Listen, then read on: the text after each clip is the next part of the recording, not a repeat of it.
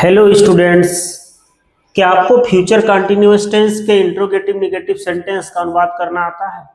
यदि नहीं आता तो वीडियो की लास्ट तक बने रहिए, और यदि आता भी है तो आप अपना ग्रामर टेस्ट करिए कि आपका ग्रामर कितने परसेंट तक स्ट्रांग है। ठीक है बच्चों, आइए देखते हैं कि फ्यूचर कंटिन्यूअस टेंस के इंट्रोगेटिव नेगेटिव सेंटेंस का अनुवाद कैसे करते हैं। सबसे पहले ये जानते हैं कि इंट्रोगेटिव नेगेटिव सेंटेंस होता क्या है।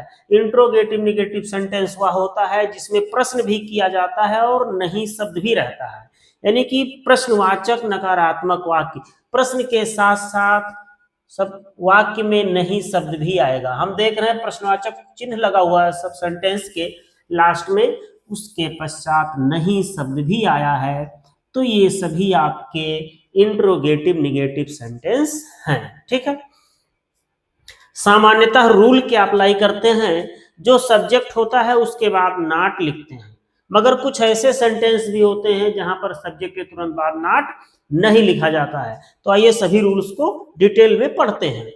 वह लड़की गीत क्यों नहीं गा रही होगी, यहां पर हम देख रहे हैं प्रश्नवाचक शब्द क्यों है, और इस वाक्य में देख रहे हैं प्रश्नवाचक शब्द क्या है, इस वाक्य में भी क्या है, इस वाक्य में प्रश्नवाचक शब्द कितने लोग हैं, इस वाक्य में प्रश्नवाचक शब्द कौन है, यहां पर क्या है। ठीक है, सब में नहीं शब्द है तो इंट्रोगेटिव नेगेटिव है। अब हम देखते हैं प्रश्नवाचक शब्द क्यों हिंदी वाक्य के बीच में है, तो सबसे पहले क्यों की अंग्रेजी आप लिखेंगे। क्या लिखेंगे? क्यों की अंग्रेजी। उसके पश्चात इस टेंस का हेल्पिंग वर्ब लिखेंगे जो कि शैल या बिल है, तो शैल लिखेंगे कि बिल लिखेंगे, ये कंफर्म करते हैं। तो ये कंफर्म करने के लिए आप सब्जेक्ट देखेंगे। सब्जेक्ट वह लड़की है, वह लड़की को ही गर्ल नहीं लिखेंगे, दैट गर्ल लिखेंगे, क्योंकि इशारा किया जा रहा है वह लड़की, तो दैट गर्ल। ठीक है, तो दैट गर्ल सब्जेक्ट है तो बिल लिखा जाएगा। क्या लिखा जाएगा? Bill, high will.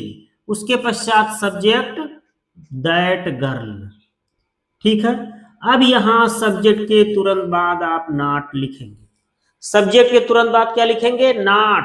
उसके पश्चात वर्ब का आईएनजी फॉर्म, सिंग मीन्स गाना, तो आईएनजी फॉर्म सिंगिंग हो जाएगा। क्या हो जाएगा? सिंगिंग। उसके पश्चात ऑब्जेक्ट है Assam, high will that girl not. Not के पश्चात बी भी लिखा जाएगा, क्योंकि इस टेंस का हेल्पिंग वर्ब शैल बी या बिल भी है। High will that girl not be singing a song. ठीक है, तो इसके लिए एक रूल्स हम लिखते हैं, यदि क्वेश्चन वर्ड हिंदी वाक्य के बीच में है, हिंदी वाक्य के बीच में है, ठीक है, बीच में हो, अर्थात WH टाइप क्वेश्चंस हो, WH टाइप क्वेश्चंस हो,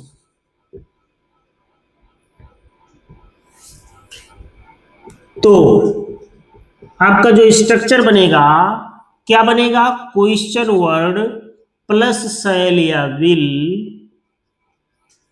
और प्लस सब्जेक्ट, उसके बाद नॉट और फिर बी, फिर वर्ब का आईएनजी फॉर्म, फिर ऑब्जेक्ट, उसके पश्चात अदर वर्ड है तो लिखिए, अन्यथा रहने दीजिए और क्वेश्चन मार्क लगा दीजिए। इस रूल्स पे ये पहला सेंटेंस हमारा बन गया।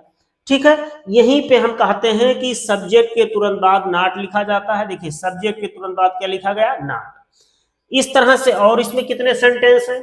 इसमें देखिए प्रश्नवाचक शब्द क्या हिंदी वाक्य के शुरू में ही है।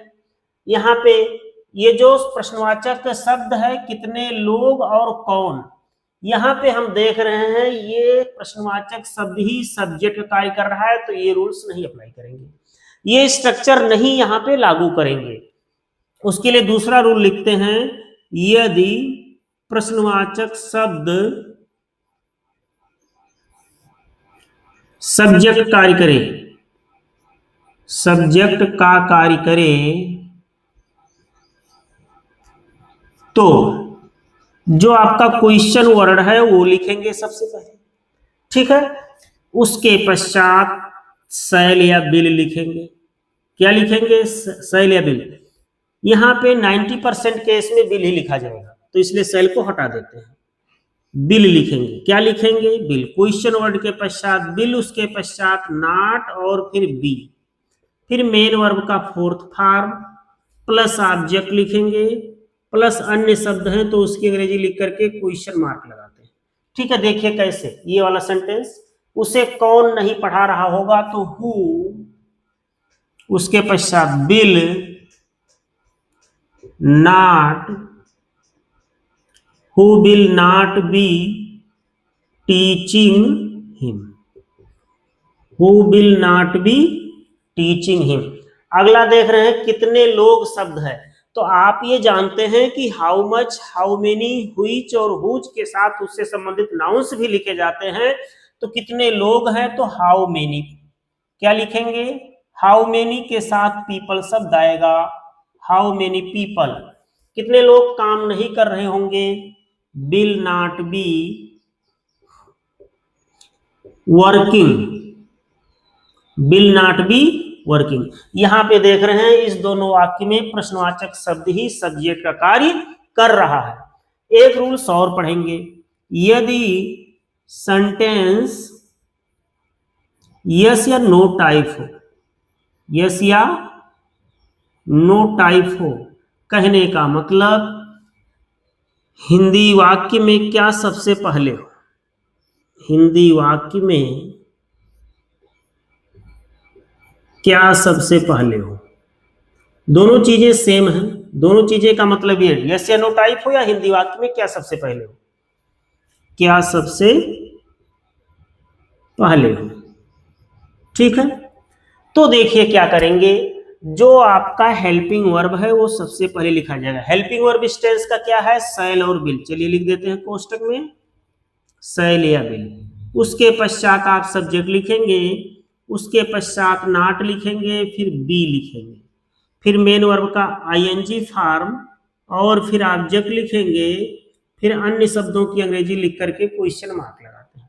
जैसे क्या वह स्कूल नहीं जा रहा होगा, वह शब्द सब्जेक्ट है तो बिल लिखा जाएगा, will he not be going to school, will he not be going to school. ठीक है, क्या वह सब्जी नहीं खरीद रहा होगा, तो bill he not B buying the vegetables, the vegetables. ठीक है, उसके पश्चात क्या चपरासी घंटी नहीं बजा रहा होगा, will the peon not ringing the bell, ringing the bell. ठीक है बच्चों, ये था आपका इंट्रोगेटिव निगेटिव सेंटेंस। आपको ये वीडियो कैसा लगा कमेंट में जरूर बताएं। अगर पहली बार वीडियो देख रहे हैं, चैनल को सब्सक्राइब नहीं किए हैं, आपको लगता है कि ऐसे वीडियोज, ऐसी जानकारियां, ग्रामर आपके लिए महत्वपूर्ण है, तो चैनल को सब्सक्राइब जरूर करें। Thank you.